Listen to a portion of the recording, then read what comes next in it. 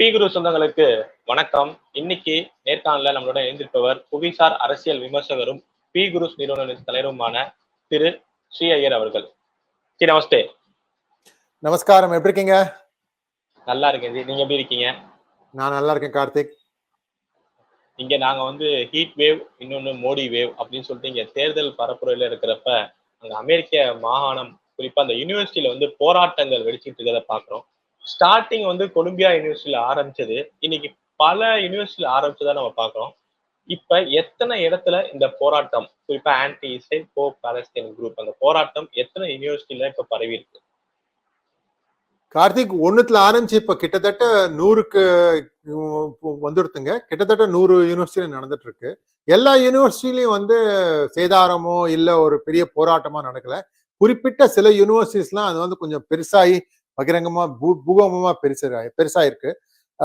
அண்மையில என்ன ஆச்சு அப்படின்னா, கொலம்பியால முதல்ல ஆரம்பிச்சதுங்க. கொலம்பியால என்ன ஆச்சுன்னா, அவங்க என்ன பண்ணாங்க, அது நடுவுல ஒரு இது இருக்கும், நடு வெளி மாதிரி இருக்கும். ஒரு யூனிவர்சிட்டி கேம்பஸ் எங்க எடுத்தீங்கன்னாலும் புல்வெளியாட்டம் ஒண்ணு இருப்பாங்க. அந்த புல்வெளியில கிளாஸுக்குள்ள இருந்து கிளாஸ் போறதுக்கு நடுவுல இல்ல லஞ்ச் சாப்பிடவோ இல்ல மத்தவங்களோட பேச பழகவோ இல்ல இந்த ஃப்ரிஸ்பி மாதிரி மேட்ச் கேம் ஆடவோ, இது மாதிரிலாம் சின்ன சின்ன விஷயங்கள்லாம் போடுறதுக்கா இருக்கும். அந்த மாதிரி இடத்துல போய் இவங்க டென்ட் பிச் பண்ணி அங்க உட்காந்து போராட்டம் நடத்துறாங்க. இந்த மாதிரி இந்த யூனிவர்சிட்டி இஸ்ரேலோட தொடர்பு வச்சக்கூடாது, இஸ்ரேல் கம்பெனிகளோட வேலை பண்ணக்கூடாது. மொத்தத்துல என்ன அப்படின்னா, இவங்க இஸ்ரேல் இப்போ ராஃபா அப்படிங்கிற இடத்துல, காசாக்குள்ள இருக்கிற ராஃபா அப்படிங்கிற இடத்துல உள்ள போய் கர்மே குஸ்கே மாறீங்கன்னு சொல்றோம்ல ஹிந்தியில, அதே மாதிரி உள்ள போய் தாக்க போறாங்க. இருக்கிற மீதம் இருக்கிற ஹமாஸ்னுடைய லீடர்ஷிப்பை முடிக்கிறதுக்கு பாக்குறாங்க. அதை எப்படியாவது நிறுத்தணும் அப்படிங்கிறதுக்காக அமெரிக்கால ஆரம்பிச்சிருக்காங்க. இது கொஞ்சம் கொஞ்சமா மற்ற நாடுகளுக்கும் போகும், இங்கிலாந்து போகும், ஆஸ்திரேலியா போகும். எப்பவும் வழக்கமா போற அதே 4 இடங்கள் தான் போகும் முதல்ல. அப்புறம் தான் மற்ற ஊர்லாம் இந்த அளவுக்கு பாப்புலேஷன் கிடையாது. இவங்களெல்லாம் வா வா வான்னு அப்படி அப்படியே கை திறந்து நாங்கெல்லாம் கூப்பிட்டுருக்கோங்க. பாருங்க, இதுல பாருங்க இன்னொரு விஷயம் என்ன அப்படின்னா, அந்தந்த கல்வி மாணாக்கர்கள் 10 20 தான். ஆனா அங்க பாத்தீங்கன்னா 1000 பேர் இருக்காங்க. 1000 பேர்ல என்னன்னா மொத்தம் மிச்சம் இருக்கிற 90-70 பசங்க எல்லாம் வெளியிலே வந்திருக்காங்க, இறக்குமதி. பாதி பேருக்கு விசா கிடையாது, பாதி பேர் இந்த போலீஸ் ரெக்கார்ட்லாம் வச்சிருக்காங்க. இவங்களெல்லாம் இப்ப என்ன ஆயிருக்கு அப்படின்னா, கொலம்பியால குறிப்பிட்டு நான் சொல்லணும்னா, கொலம்பியால யார் யாரெல்லாம் இதுல பங்கெடுத்தாங்களோ, யார் யாரெல்லாம் டேமேஜ் பண்ணாங்களோ அவங்களுக்கு எல்லாருமேலயும் நடவடிக்கை எடுக்க ஆரம்பிச்சிட்டாங்க. இன்ஃபேக்ட் எமரி யூனிவர்சிட்டிங்கிற ஒரு இடத்துல ஒரு ப்ரொஃபஸருக்கு மேல கூட நடவடிக்கை எடுக்கிறாங்க. இவங்களுக்கு எல்லாம் வேலை போறது. ஒருவேளை நீங்க வெளிநாட்டுல இருந்து நீங்க படிக்க வந்திருந்தீங்கன்னா உங்க விசா கேன்சல் ஆயிடும். கேன்சல் ஆனா உடனே நீங்க திரும்பி போகணும். மீண்டும் திருப்பி விசா கிடைக்குங்கிறது சந்தேகம் தான். இது மாதிரி நான் என்ன சொல்ல விரும்புறேன்னா, நம்ம மக்கள், அதாவது இந்தியா வாழ் மக்கள் இல்ல இந்துக்கள் எந்த ஊர்ல இருந்தாலும் இங்க வந்தீங்கன்னா நீங்க வந்திருக்கிறது படிக்கிறதுக்காக. இந்த மாதிரி விஷயத்தெல்லாம் நீங்க கலந்துக்காதீங்க. யாராவது ஒருத்தர் சொன்னாங்கிறதுக்காக அவங்க பேச்சு நம்பிட்டு போய் பண்ணாதீங்க. இதெல்லாம் பொய் பிரசாரம். இதுல பணம் ரொம்ப அதிகமா இருக்குங்க. பண விளையாட்டு பாருங்க, எக்கச்சக்க. கேள்வி நீங்க சொன்னீங்க, ஒரே நியூஸ் ஆரம்பிச்சு இப்ப ஹண்ட்ரட்ஸ் மேல போயிட்டு இருக்கு அப்படிங்கிறீங்க.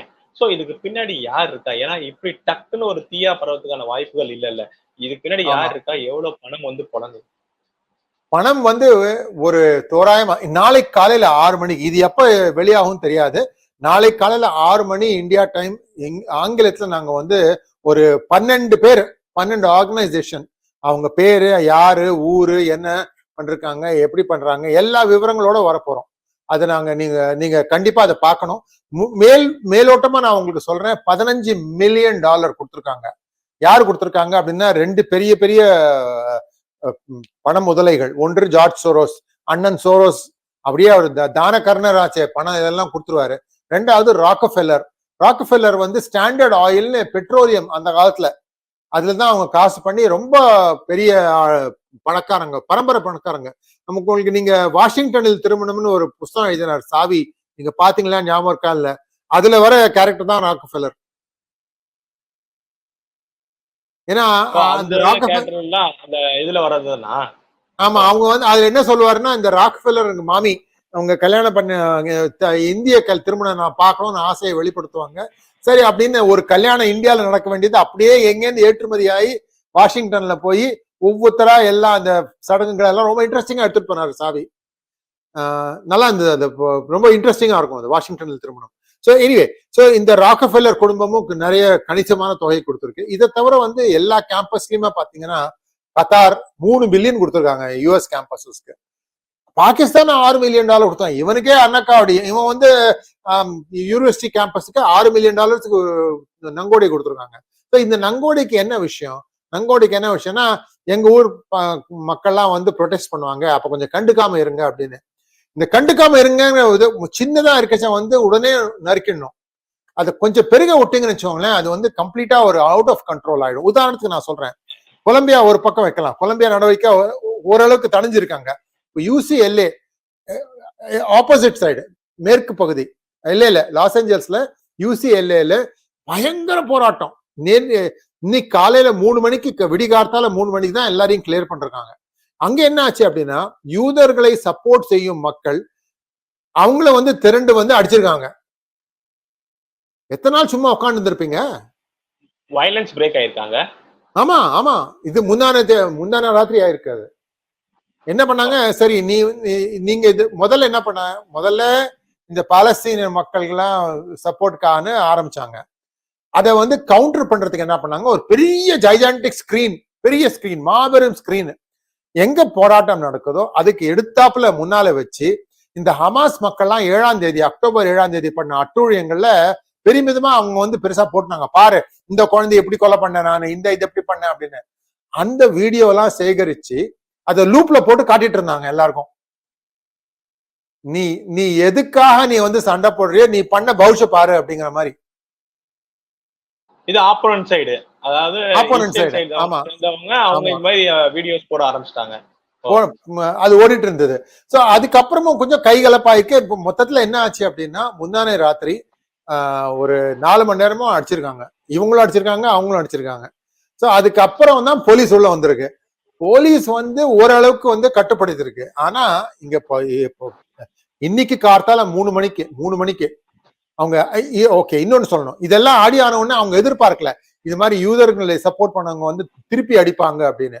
சோ இதை கவுண்டர் பண்றதுக்கு, சோ முதல்ல என்னாச்சு, சின்னதா வந்து ஆரம்பிச்ச ப்ரொடெஸ்ட் 100 கணக்குல ஆச்சு. டென்ட் எல்லாம் போட்டாங்க. அது ஆச்சரியம் என்ன தெரியுமா, டென்ட் எந்த கேம்பஸா இருந்தாலும் ஒரே டென்ட் தான் வருது. அப்படின்னா என்ன அர்த்தம், எல்லாம் ஒரே இடத்துல போய் வாங்கியிருக்காங்க அப்படின்னா யாரா காசு கொடுக்குறாங்க, இது ஒரே ஆளு. சோ இந்த டென்ட் எல்லாம் வந்து ஓரளவுக்கு வந்து போட்டுட்டாங்க. அதுவும் வந்து பாருங்க, 2 நாள் நார ஆரம்பிச்சுடுறதுங்க இடம், 2 நாள்ல நார ஆரம்பிச்சுடுறது. இப்போ கொலம்பியால என்ன பண்ணாங்க அப்படின்னா, ஒரு நாள் சாப்பாடே உள்ள அந்த டென்ட் ஏரியா இருக்குல்ல, அதை கார்டன் பண்ணிட்டாங்க போலீஸ். வந்து உள்ள யாரும் போக முடியாது சாப்பாடு எடுத்துட்டு. நாரிட்டாங்க. அவங்க என்ன பண்ணாங்க, அதுக்கு அதை கவுண்டர் பண்றதுக்கு ஒரு பெரிய பில்டிங் இருக்கு, ஹாமில்டன் ஹால், அதுக்குள்ள உடைச்சி அதுக்குள்ள போய் அங்க ஏதாவது இருக்கான்னு திருட போயிருக்காங்க. அது ஒரு அடிஷனல் குற்றம். இப்போ அது மாதிரி ஆச்சு. இப்போ UCLA என்ன ஆச்சுன்னா, முதல் நாள் வந்து இது மாதிரி சண்டை எல்லாம் போட்டிருக்காங்க. சண்டை போட்டதுக்கு வந்து தெரியும், சரி இது வந்து கதை வேற மாதிரி போகுதுன்னு ஒண்ணு என்ன பண்ணாங்க, சிட்டில இருக்கிற இதை சப்போர்ட் பண்றவங்க வந்து 100கணக்கா வந்தாங்க. ஏன்னா அவங்களுக்கு தெரிஞ்சு போச்சு இன்னைக்கு வந்து அப்புறப்படுத்துவாங்க எல்லாரையும் அப்படின்னு. சோ ஒரு பக்கம் இந்த கேம்பஸை நான் உங்களுக்கு படம் காட்ட சொல்றேன், நான் வர்ணிக்கிறேன். ஒரு பக்கம் இந்த டென்ட் எல்லாம் போட்டு உட்காந்துருக்காங்க, மாணவர்கள்னு பேரு, அதுல 100ல 10 பேர் தான் மாணவர்கள், மத்தவங்க எல்லாம் வந்து வெளியில இருந்த இறக்குமதி செய்யப்பட்டவங்க. இவங்க உட்காந்துருக்காங்க, நடுவுல போலீஸ் நின்றுட்டு இருக்கு. இந்த போலீஸ் வந்து இவங்க மேல நடவடிக்கை எடுக்கக்கூடாதுன்னு அதுக்கு இந்த பக்கம் வந்து 10 மடங்கு பேர் நின்றுட்டு இருக்காங்க, கோஷம் போட்டுட்டு இருக்காங்க, அவங்கள தொடாதே, அவங்கள ஒண்ணும் பண்ணாதே அப்படின்னு.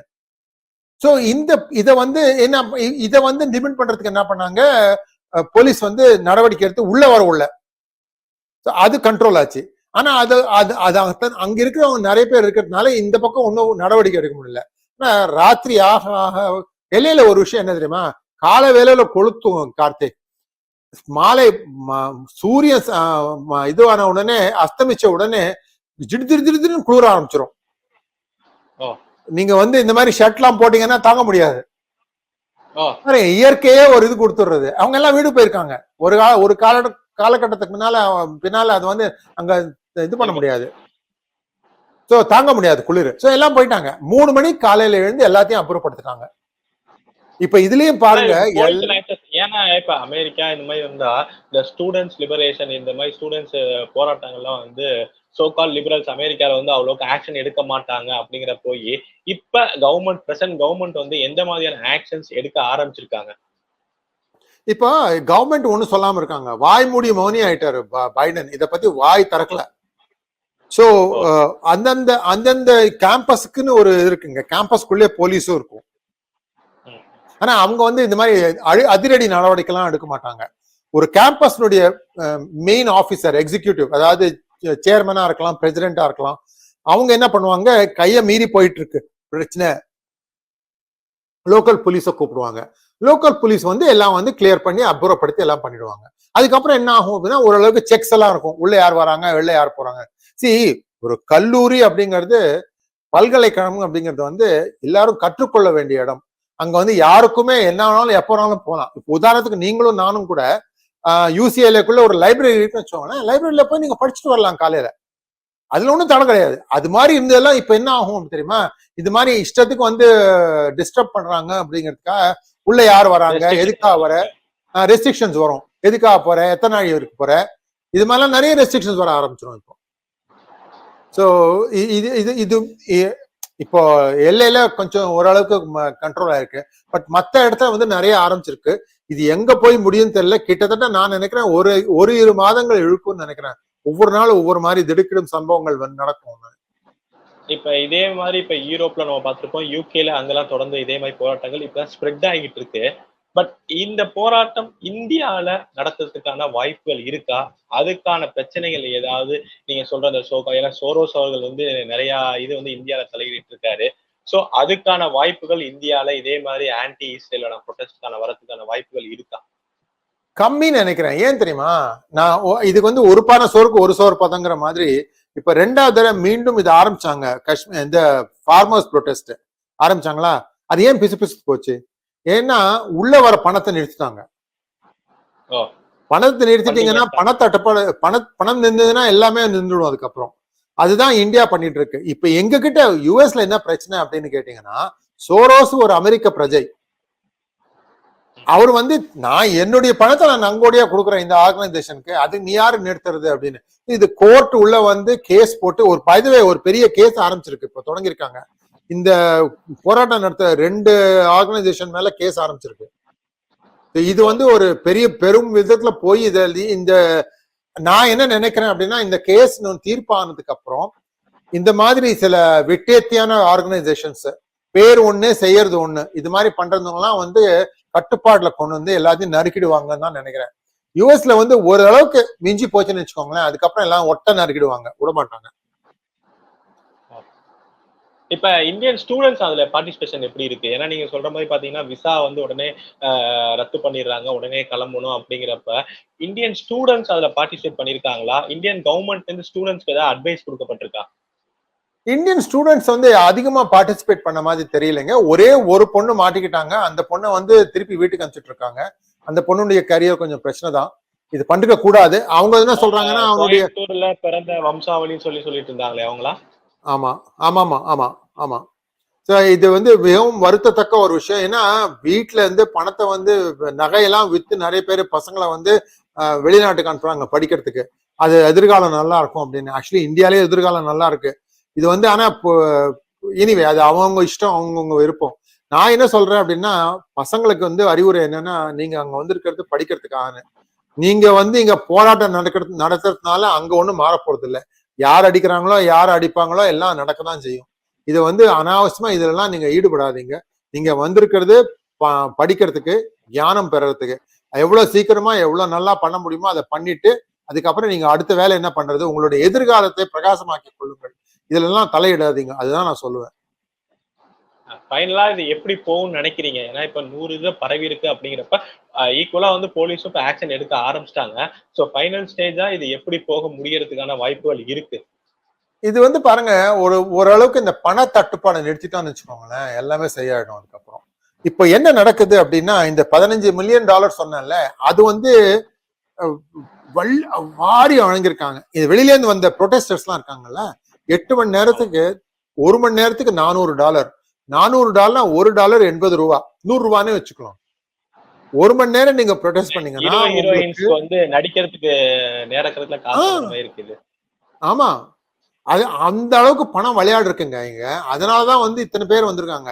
ஸோ இதை என்ன நடத்துவாங்க அப்படின்னா நான் நினைக்கிறேன் இதுல இந்த இந்த இந்த லா சூட் சொன்னேன்ல, இந்த லா சூட்ல இவங்க பேரும் வரத்துக்கு சான்ஸ் இருக்கு, அவங்களையும் இழுக்கிறதுக்கு சான்ஸ் இருக்கு.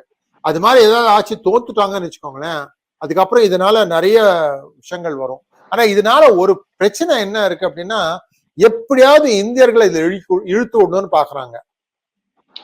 பண்றது வந்து ஒரு சமுதாயம், எந்த சமுதாயம் நான் சொல்ல வேண்டிய அவசியம் இல்லை, வேலை பண்ண தெரியாது, தனக்கா ஒன்றும் வராது, மதம் என்ன சொல்றதோ அதையே கண்மூடித்தனமா பின்பற்றுவாங்க.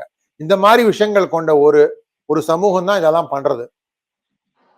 இந்த சமூகத்துக்கு வந்து எப்பவுமே வந்து நம்ம விஷயம் தான் பெருசு, மற்றவங்க எல்லாம் கம்மி, அவங்களை எப்படியாவது தீர்த்து கட்டணும் அப்படிங்கிறது தான் இவங்களுடைய எப்போ நினைப்பே அப்படிதான் இருக்கும். இவங்களுடைய நினைவு, அதாவது மைண்ட் செட் மாறுறவர்களும் இப்படிதான் ஆயிட்டு இருக்குங்க. ஆனால் இதனால வந்து அவங்க என்ன பண்ணாங்க, நம்ம பேர் எப்படியும் கெட்டு போச்சு, நம்ம பேர் ரிப்பேர் ஆயிடுச்சு, பக்கத்துல இருக்க இவன் பேரையும் இறக்குவோமா அப்படின்னு. இதுதான் இப்போ வந்து நடந்துட்டு இருக்கு. ஆனா நம்ம மக்கள் ரொம்ப உஷாரா இருக்காங்க, இருக்கணும். அதனால இது மாதிரிலாம் வரக்கூடாது. கொஞ்சம் இதனால கொஞ்சம் உரசல் வரத்துக்கு சான்ஸ் இருக்கு, பார்க்கலாம். கண்டிப்பா நீங்க சொல்ற மாதிரி, ஏன்னா ஸ்டூடெண்ட்ஸ் ப்ரொட்டஸ்ட் அப்படிங்கிறது நிறைய மாற்றத்தை கொண்டு வரும்ங்கிறது நினைச்சு நிறைய பேரோட எதிர்காலம் வந்து கேள்விக்குறியாகுது. பார்ப்போம் இந்த போராட்டங்கள் எப்படி போகுது, இல்ல இங்க ஆளுகிற அரசாங்கம் எப்படி கையாளுறாங்கன்னு. உங்க நேரத்தை நம்ம தளத்துக்கு வந்து பயந்தமைக்கு ரொம்ப நன்றி. நல்லதே நடக்கும். வாழ்வனம்.